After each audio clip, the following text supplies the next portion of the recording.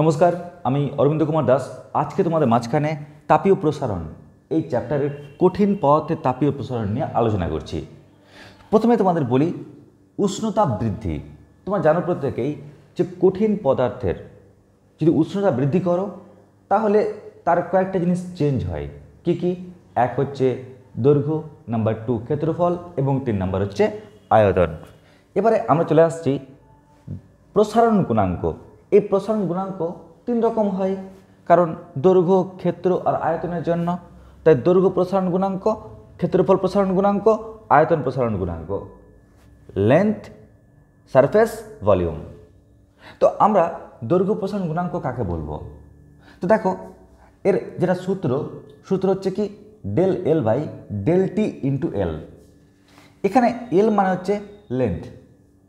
তাহলে আমরা বিষয়টাকে কেমন করে বুঝবো দেখে নাও। আমরা ডেফিনেশনে কি জানি?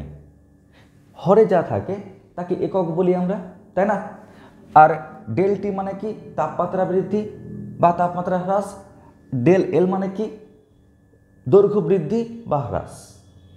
তো দেখো, আমরা বলবো ডেফিনেশনে হবে একক দৈর্ঘ্যের কোনো কঠিন পদার্থের উষ্ণতা 1 ডিগ্রি বৃদ্ধি বা হ্রাস করলে দৈর্ঘ্য বৃদ্ধি বা হ্রাস যতটা হবে তাকে বলছি দৈর্ঘ্য প্রসারণ গুণাঙ্ক। ঠিক একই রকমভাবে আমরা ক্ষেত্র প্রসারণ গুণাঙ্ক, আয়তন প্রসারণ গুণাঙ্কের ডেফিনেশন দিতে পারি।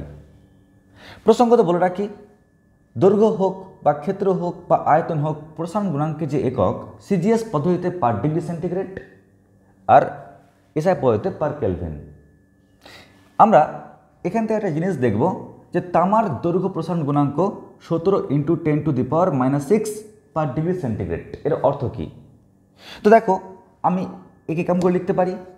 ডিগ্রি সেন্টিগ্রেডকে হরে নিয়ে আসলাম, তাহলে লবে কী পড়ে থাকলো 17 × 10⁻⁶ বাই ডিগ্রি সেন্টিগ্রেড মানে 1 ডিগ্রি সেন্টিগ্রেড।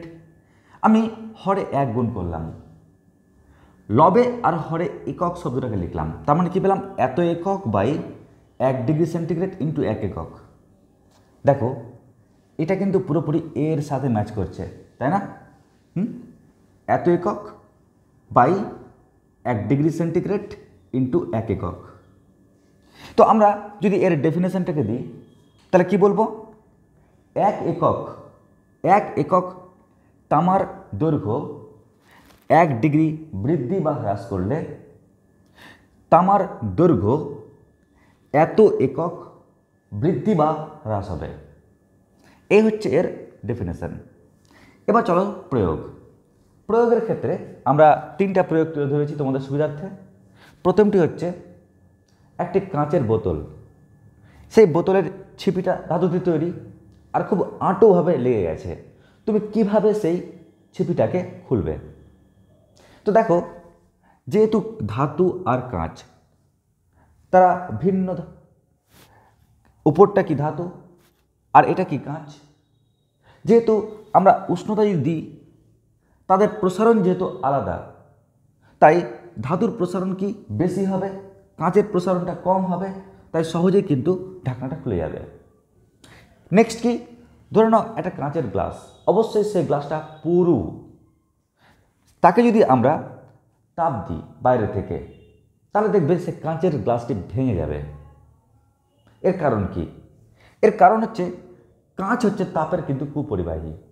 যখন তুমি বাইরের পৃষ্ঠে তাপ দিচ্ছ, উষ্ণতা বাড়িয়ে দিয়েছ, দেখবে বাইরের পৃষ্ঠের প্রসারণ তো ঘটবে, কিন্তু কাঁচ তাপের কুপরিবাহী, তাই ভিতরের প্রসারণ কিন্তু সহজে ঘটবে না বেশি।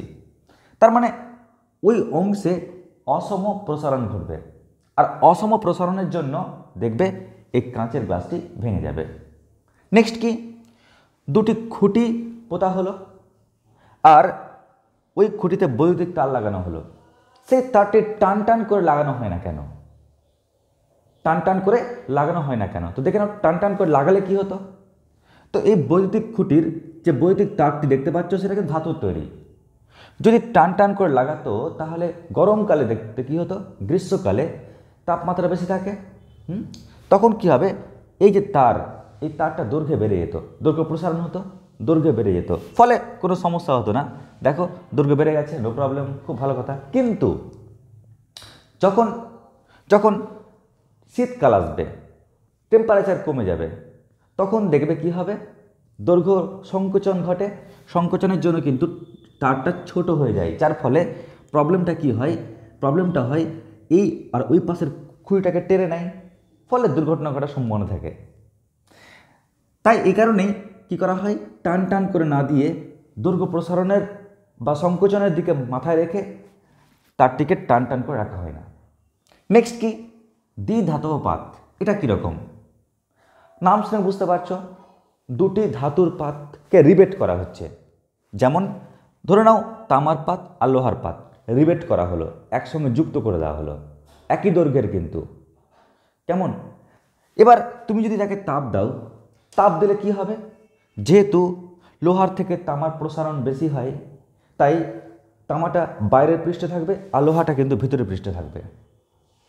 এখান থেকে বলবো আর একটা গুরুত্বপূর্ণ তথ্য, সেটা হচ্ছে কি, সেটা হচ্ছে দৈর্ঘ্য প্রসারণ গুণাঙ্ক সবচাইতে কম হয় তার উদাহরণ কি, আর সবচাইতে বেশি হয় তার উদাহরণ কি। সবচাইতে কম হয় তার উদাহরণ হচ্ছে ইনভার। ইনভার মানে কি, ইনভার মানে একটা সংকর ধাতু, এখানে নিকেল আর লোহাকে মিশ্রণ করে তৈরি করা হয়। এর একটা ফান্ডা রয়েছে কি, স্কেলে একে ব্যবহার করা হয়, কারণ জানো প্রত্যেকে যে তুমি যে কোনো ধাতু, ধরে নাও তামা যদি স্কেল বানাও, তাহলে গরমকালে তার দৈর্ঘ্য প্রসারণের জন্য মাপগুলো বড় হয়ে যাবে, মাপের দাগগুলো দূরে চলে যাবে।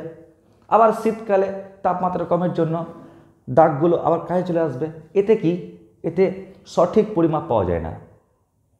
তাই আমাদের এমন একটা স্কেল ব্যবহার করতে হবে যাতে যে কোনো কাল হোক, গ্রীষ্মকাল বা শীতকাল, যেন কোনো এফেক্ট না পড়ে পরিমাপে।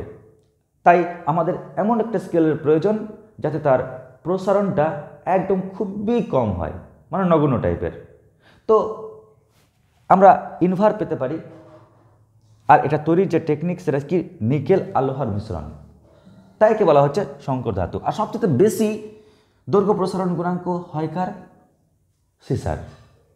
এখান থেকে তোমাদের আর একটা গুরুত্বপূর্ণ তথ্য, দৈর্ঘ্য প্রসারণ গুণাঙ্ককে আমরা আলফা, ক্ষেত্র প্রসারণ গুণাঙ্ককে বিটা, আয়তন প্রসারণ গুণাঙ্ককে আমরা গামা দিয়ে সূচিত করি, যেখানে এদের মধ্যে সম্পর্ক কি, α/1 সমান β/2 সমান গামা/3। এটি অঙ্কেও কিন্তু ব্যবহার হয়ে থাকে। আশা করছি বুঝতে পারলে। এই হচ্ছে আমাদের পুরো তথ্য। তাছাড়াও আর একটি তথ্য দিয়ে রাখি, সেটি হচ্ছে কঠিন পদার্থের যে প্রসারণ, এটি কোন কোন তত্ত্বের বা কার উপর নির্ভর করে। এটি তিনটি তথ্যের উপর নির্ভর করে। নাম্বার 1 হচ্ছে কি, প্রাথমিক দৈর্ঘ্য। নাম্বার টু হচ্ছে তাপমাত্রা বৃদ্ধি বা হ্রাস। আর 3 নাম্বার যেটা রয়েছে সেটা হচ্ছে কঠিন পদার্থের উপাদানের উপর। কেমন লাগলো অবশ্যই ভিডিওটি জানাবে। নমস্কার, ধন্যবাদ।